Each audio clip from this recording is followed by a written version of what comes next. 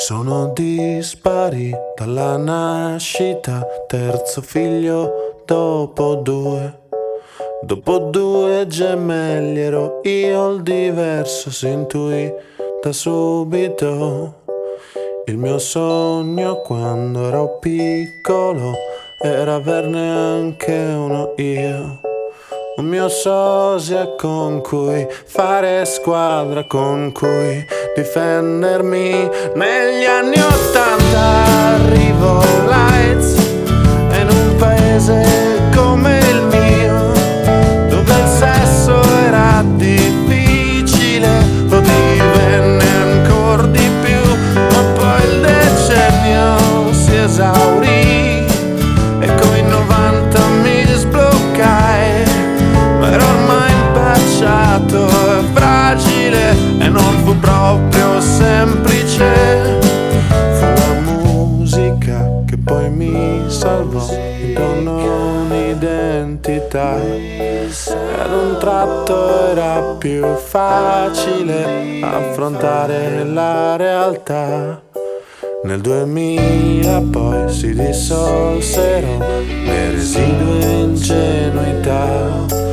Era come se in un attimo il meglio fosse andato già. Ma non è vero che è così, anche se allora lo pensai. Ci sono cose che sbiadiscono, ma altre le ritroverai. Comunque vada, è tutto qui e io vi porto dentro me. E se qualcosa ho perso io non lo rimpiango, ma gli sopravviverò. Anni, mesi, giorni, istanti che scorrono via via davanti a me. Abbagliare iridescente e sfugge via, e non resta che una luminosa scia.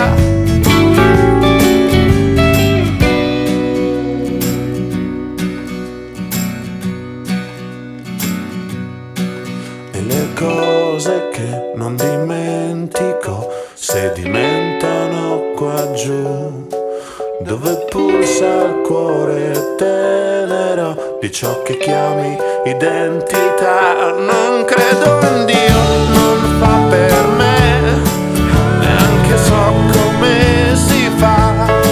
Se diventerò un profeta giura che me lo impedirai. E io ti amo e tu lo sai, amo il tempo accanto a te. Se finisse ti ringrazio perché sei tu il meglio di me. Anni, mesi, giorni, istanti che scorrono via via davanti a me. Abbagliare iridescente e sfugge via, e non resta che una luminosa scia.